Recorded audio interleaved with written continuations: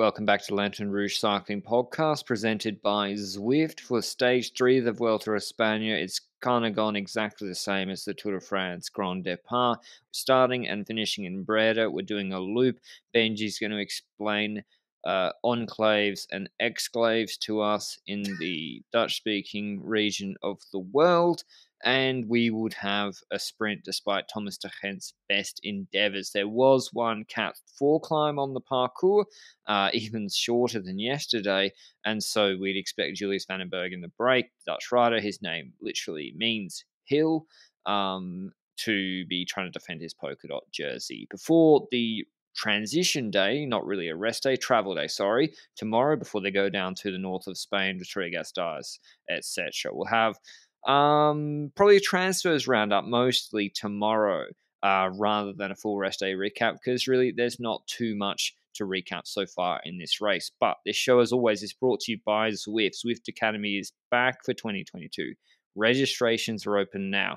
If you're in, which many of you are, North America, Oceania in particular, this has been a pathway, or South Africa, this has been a pathway for riders getting into the pro ranks like Ashley Moolman, like Jay Vine, and Neve Bradbury. Or if you're just looking to kickstart your fitness with some structured sessions, Zwift Academy will help you get fitter and have more fun on the bike. 6 workouts to complete. Go check it out through the link down below, including a 7-day free trial if you haven't signed up yet. But Benji, what is a Belgian enclave?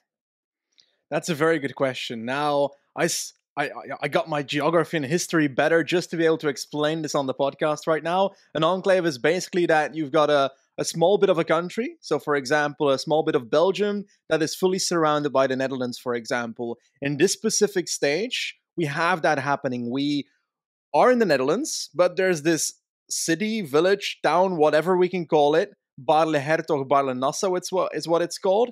And there are parts of Belgium in there that are part of the Antwerp province in Belgium, but they're entirely surrounded by the Netherlands. But it's not just one crop of that city. It's like there's 10 meters that is Belgium, the next 10 are Netherlands, the next 10 are Belgium, and it's like it's a real mess, to be honest. It's like from the history of medieval treaties and so forth. Language, right? What? Sorry, we are. Same language. Yeah, are you all? Technically, we do. Could get myself in hot water here. Is everyone from the same historically ethnographic group? Like, there's not. I think so. Although so the Belgians are clearly because Belgium is superior. Like, oh, okay. No. On a serious note, I think like a fun story about it is I think in World War I, Germany tried to like invade that Belgian part, but the Netherlands didn't allow it, so it became like a refugee spot for Belgians because that's the one spot that Germany didn't conquer. I'm pretty sure, or probably some other places in Belgium as well because we were great. Nonetheless, cycling. Let's talk about cycling. Oh no, I haven't finished. I actually know about enclaves and exclaves because I live in a microstate in the Pyrenees, and so there's a lot of weird geography here. Like there's near Puigcerdà on the border with Spain and France. There's I think it's an exclave, but I think it looks like an enclave. I don't know the difference. Yibia, which is like you drive through it when you cross the border, is a Catalan town surrounded by France, but it's on the border, so that's kind of weird. There's also Civis, which is kind of separated from Spain. You can only go through Andorra to get to it, but it's from Spain on a road. Weird stuff in Europe. Europe crazy. It'd be crazy. Anyway, cycling. Sorry, Benji, the breakaway. Yeah, the breakaway of today's stage. Well, was it really that relevant? Was the breakaway in today's stage really that relevant? Because it was different from yesterday. We didn't have Alpecin controlling it big time with like a gap of 10 seconds being the case, but it kind of became that throughout today's stage because there were some echelon fears or at least nervousness in the peloton. Anyway, Thomas Gent was in the breakaway. Julius Van den Berg once again, KOM guy from yesterday. Miquel Po, same dude as yesterday. Jan Bakelands, Okamika, that's the Burgos guy that got slapped by Hergots on that hilly stage in Valenciana, I'm pretty sure. Mikel Ituria. Andalusia, close enough. It's all in the same. Probably. No, they're next to each other, but they're not the same, Benji. They speak for... See, These Belgians. You're wanting me to draw fine distinctions between Flanders and the Western Netherlands, and then you're lumping Andalusia and Valencia together. I mean, this is outrageous. Yeah. But yeah, Next to them, Jose Herrada, the Beta Gerada, not the Jesus one. that's And facts. that's basically it for this breakaway. And then they got caught because Bora and Trek were pacing in the peloton. Alpecin did less, and that's why they had more riders towards the end of the race. So But would that's that help them? That's a very good question because they didn't have Ricard here anyway, so not an Or ideal the lead Bont? out. Some other stuff happened in today's stage. We were in a corner, and that corner had three Indian riders standing by the side of the road, Carapaz, Sivakov, and another dude. And there was a cone laying next to Carapaz on the floor while he was putting his chain back on. So I'm guessing he rode into the cone.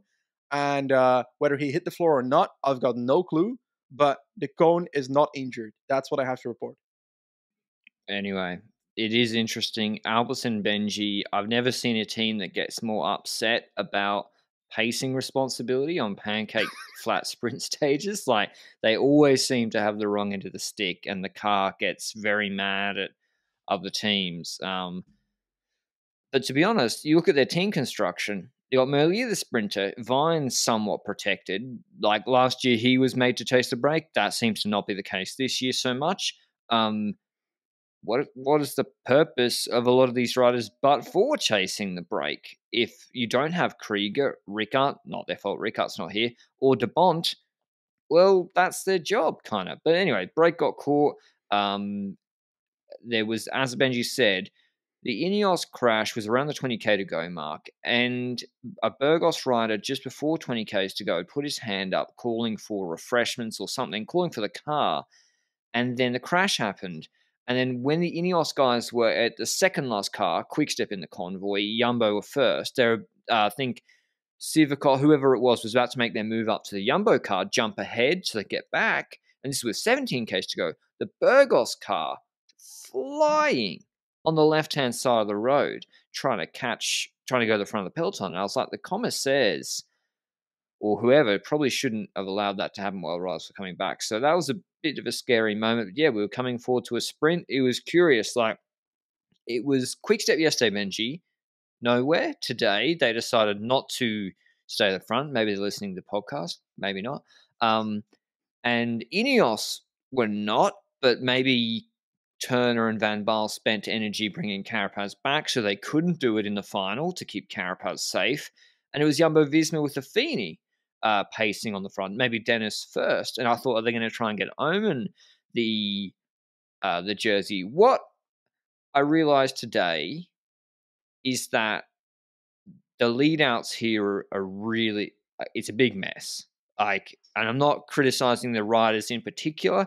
A lot of these riders are not the team's first or even second choice to be pulling at 1,500 meters to go in a pancake flat sprint. They're not those guys. And a lot of those guys are being used as the last man, like Kirsch for Pedersen.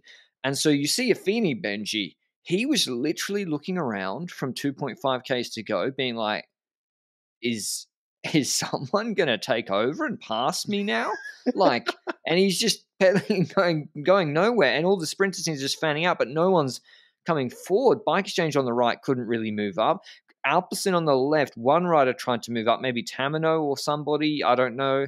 And then Merlier let them go and didn't follow them.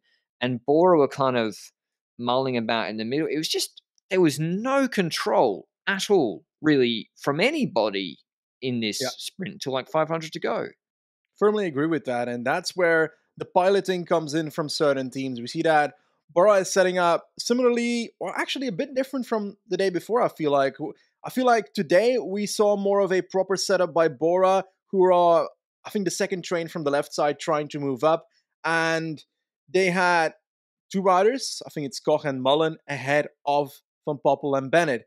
But like you mentioned, it's such a weird situation with all the GC riders still in the last 2 kilometers with so many things happening. Going to a corner that is a right-hand bend, and basically, I think that corner decided a lot when it comes to some sprinters that were badly positioned already. Because that corner happens, Jumbo still at the front, goes through that corner safely, and I feel like the team's halved in the peloton there. And we saw Bora losing the first two riders there, and basically had Van Poppel and Bennett left, and they were getting pushed to the back, because I feel like Bennett was being pushed to the back. And Van Poppel kept looking behind, and it looked like at a certain point he even dropped back to get Bennett again at a certain point in the lead up to this sprint. But what else did you see in the lead up to the sprint? It's a great week for my enemies. Jonathan Vaughters got a lot of praise on the Carapaz EF transfer podcast that dropped today. Go and check that out. Ryan Mullen, unfortunately, did a fantastic job. Something we rarely see is a rider doing a lead out who stops his lead out before he's exhausted. Mullen looked back. He saw Van Poppel and Bennett were not on his wheel, and he pulled off. Why is that important? Because if they're in bad position and they need to move up late and you're drilling it on the front, that makes it impossible or more difficult for them to move up. It gives the other riders, Merlier, Ackermann, and Pedersen, a deeper lead out when they have no lead out men into the final of this sprint. And so they get to hit the wind later thanks to you. And so he was like, well, I'm not giving you a lead out. And he pulled off. And I think that was incredibly important for Van Poppel then in the brief second where people aren't launching or weaker sprinters are launching for Van Poppel to move out the left-hand side. So that was really good work from Mullen.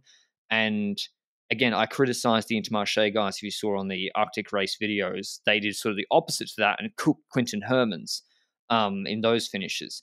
And so Van Poppel basically moves up the left, launches Bennett, and then he cooks everybody. So that's the cliff notes of the sprint. Van Poppel, incredible. Why is Van Poppel getting so much praise? It's because he brings Bennett up level with Pedersen, with Ackermann, with McClay, but they've already been sprinting in the wind for 5 to 7 seconds. And so Bennett, you got to be able to finish it off, which his legs are better than before, but it's a huge advantage. And so, Bora get it done again. What do you think, Benji? Like, what's Danny Van Poppel worth, Like, it's the same question we asked last year with Merku. What are these leadouts worth? Are they arguably worth more than your sprinter? Because the leadout is more than half of what brings this victory, in my opinion. Now, this is not to take away from Bennett. Bennett still has to manage to get to the line first, and he was not the first sprinter when Van Poppel left him off, so he still needs to get past people, even though he has 6 seconds less in the wind, and he has that extra speed that Van Poppel launches him with, so that's a significant bonus. But I will say the majority of the victory of yesterday and today is Van Poppel and less Bennett. Again, not to take away from Bennett winning 2 stages, but Van Poppel is clearly the factor here that gets Bora those victories. I believe that leadouts financially are probably underrated as well, because Bennett is going to be earning 7 figures and Van Poppel is not.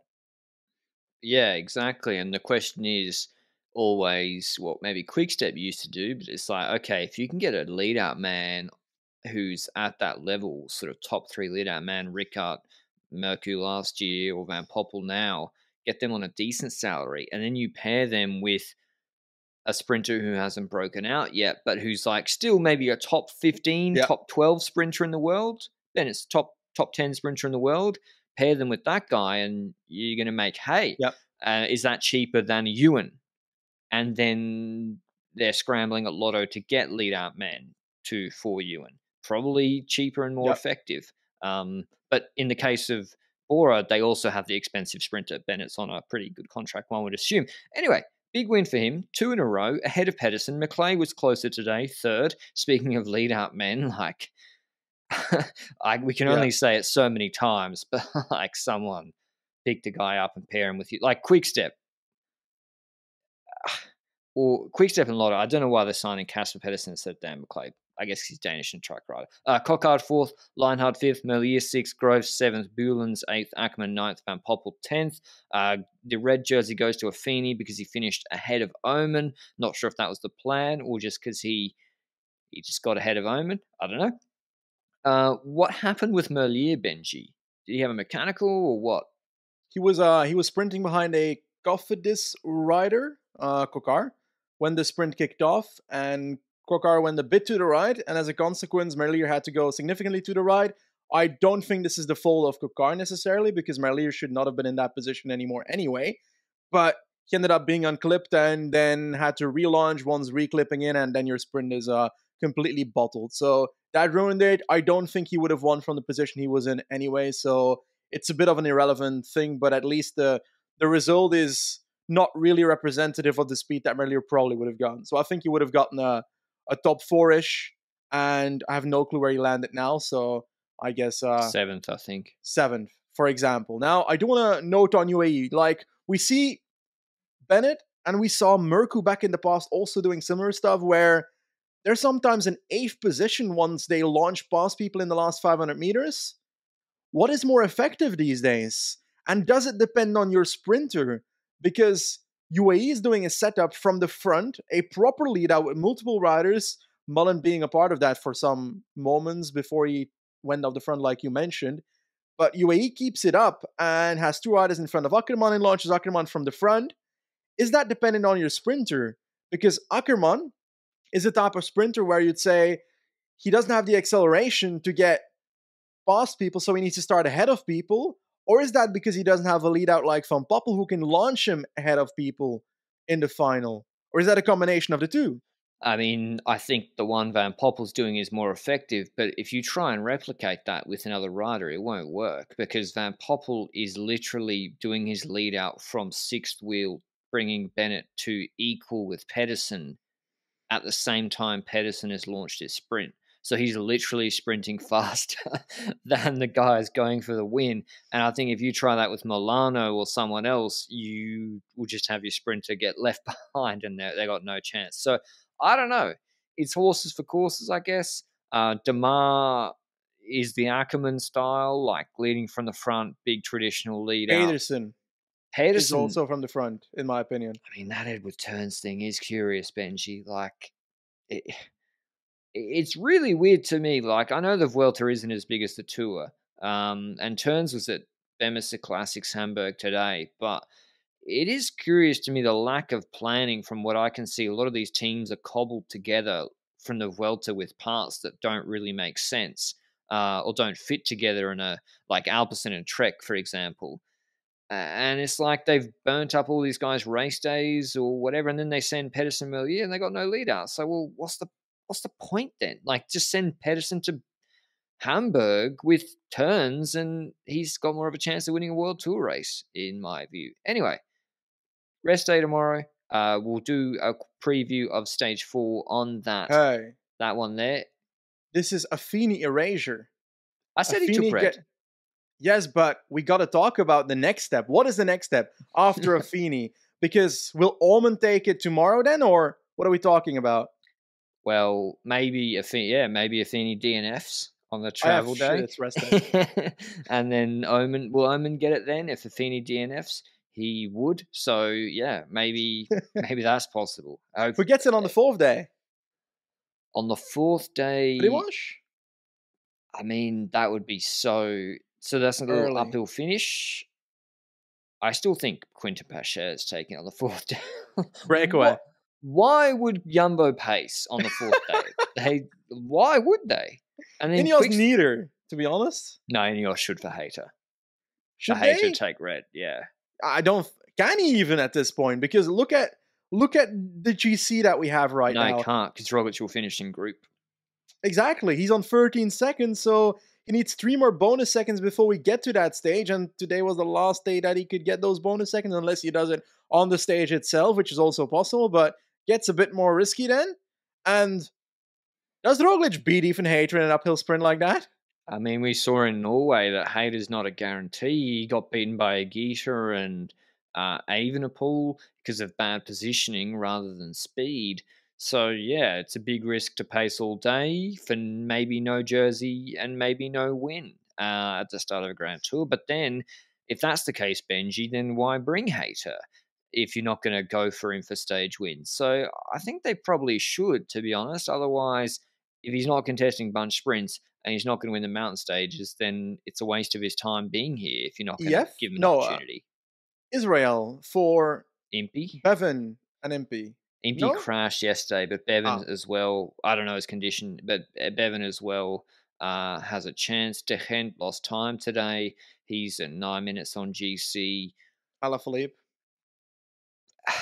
Man, if Remco leads Alaphilippe and I'll my Remco concerns that'll be really bad. They'll get to peak levels, and you have to Was bring it back to the Basque. was this a stage that I said the break would win with like Raúl Garcia Pierna from Equipo Pharma or something?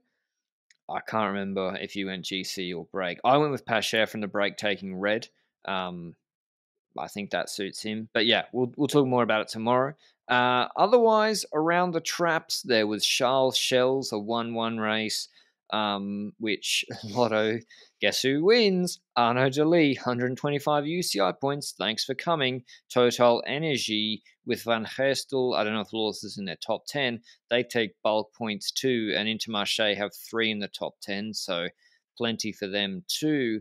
Yeah, like Arnaud Delis is single-handedly saving Lotto Soudal just about, with Movistar not out of the woods by any stretch and Arkea back in. But speaking of Arkea, there was a big World Tour. Well, not a big World Tour race. There was a World Tour race on as well, and that was won by Marco Haller. It was Bemisa Classics. It was called the Hamburg Classic before. I couldn't figure out if I have video rights or not. I don't think I do.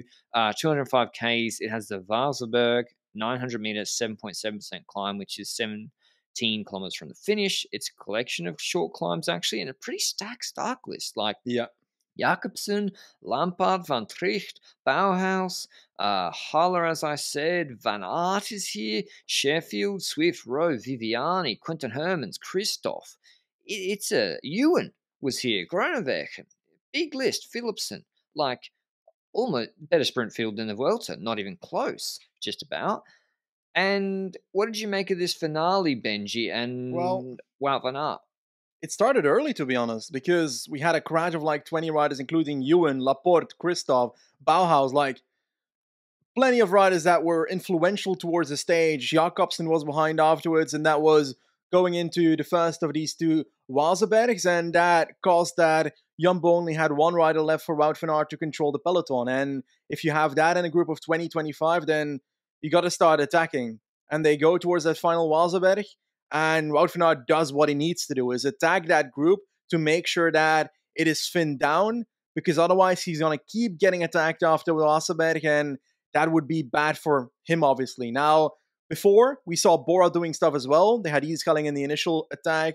Then we saw Conrad bridge towards Edeschelling together with Mikel Biela, I think, on the second last Wazelberg. And that made sure that Conrad would survive the last Wazelberg.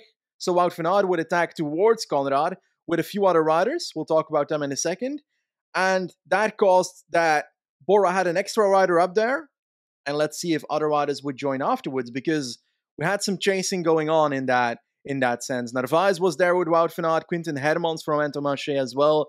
We saw Marco Haller later bridging up, a tiny bit later, and he also joined, so two riders from Bora, and that was the group, right? Haller, Conrad, Narvaez, Hermans, van Aert, and we went That's into the right. final stretch.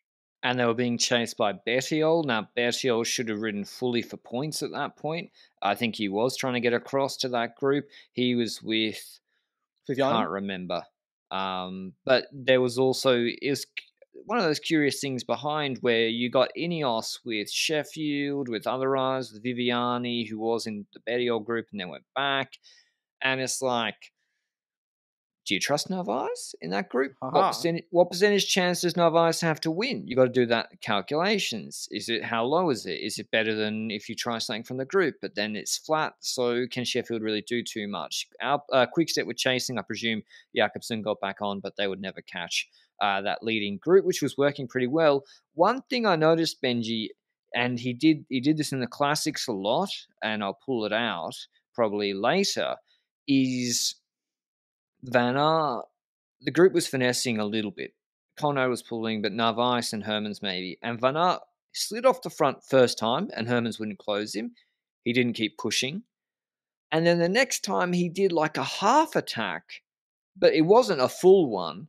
And then it got shut down pretty quickly. And I was like, I don't know, like, what's the plan? Like, I feel like if he commits to these, he has a big chance, but then he's also, surely there's something in his mind holding something back for the sprint as well. But we saw in Norway, like, Haller is fast this year and he's on good equipment. Like, I don't know. Like, it's just something I've noticed. He does these half attacks which don't feel like full commitment. So I question why he's doing them.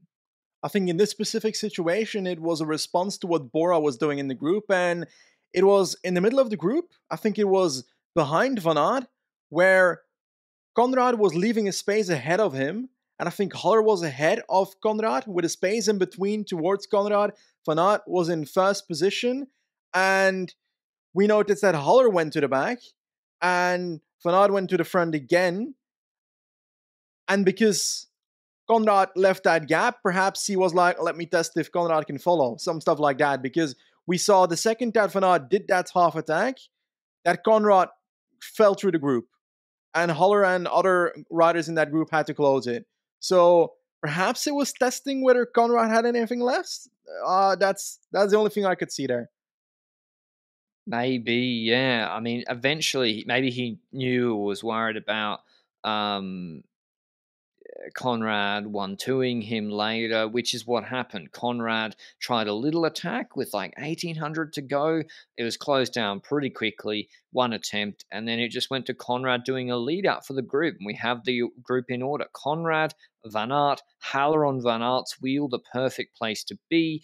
Quinten Hermans, Narvaez, I think, in that order. And Conrad takes them so deep into this finish. I was looking, I was like, how's no one jumping? Usually someone jumps at 250, like Narvaez, or they freak out or whatever. 250? No. Still Conrad. 200? No. And then it's Haller. Left-hand sweeping bend, jumps around the outside of Van Aert. Hermans follows him, and Van Aert's looking over the wrong shoulder, looking left over the shoulder, and not just like, he didn't do a quick check, Benji, like he looked back, saw no one was there, and then continued looking almost at an empty space. I was like, they're on the other, and he's being attacked by Haller the other side. So that it wasn't a split second. The full second mistake cost him the race. Haller had great legs. Perhaps one of those situations where it was he had the teammate and also had the advantage of being underestimated because he doesn't win very often. And he must have had good legs. And then Hermans, because Hermans was on his wheel, Van Aert then needs to make up to win 2.1 bike lengths, maybe more, because he was also come across at speed, and so he couldn't come across. I don't know what his legs were. Pretty good sprint, but yeah, that mistake cost him. I half disagree. I agree that that was a mistake in that situation, but I think his mistake is earlier. I think in this situation, Van Aert knows that he needs a sprint that is a higher speed, and I feel like the speed was going down with Conrad doing that. I think he should have launched the sprint himself in that final. He should have launched himself by 200 meters, perhaps a tiny bit more. I don't really care. Like, we know Van Aert in this specific sprint, his acceleration is not godlike in a reduced sprint. We've seen it before. And we've seen him lose reduced sprints as well before.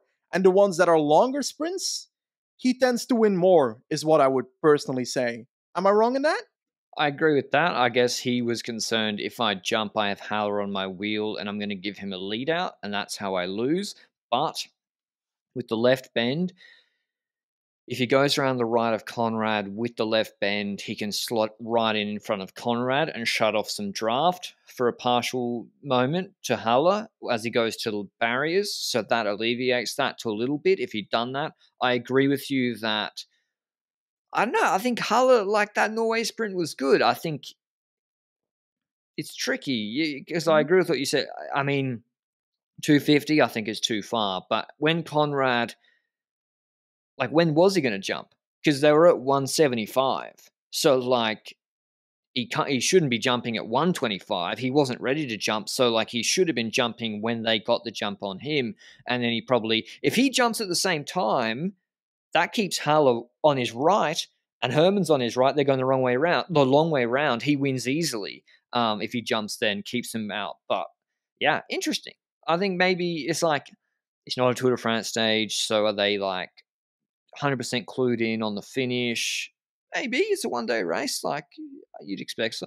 Great day for Bora Hansgrohe. They win both German one-day World Tour races. Hamburg with Haller ahead of Van Aert, Hermans, Narvaez, Conrad. Then Philipsen ahead of Bauhaus. Hofstede takes 100 points for 8th. Cantor takes 80 points for Movistar, ninth. So Hofstadter helping Arkea. That's a quarter or nearly a quarter of Nairo's Tour de France GC points from eighth in this race. Unreal. Will Wout van Aert lose too much sleep over this? No, I think it's I think every time he's dealing with reduced group scenarios ahead of the big spring classics can only be a good thing. You'd rather make this mistake here than against Kazhala could be in the group in Tour of Flanders next year. But yeah, that's all from us today. Thanks for listening as always. Rest day or travel day recap tomorrow.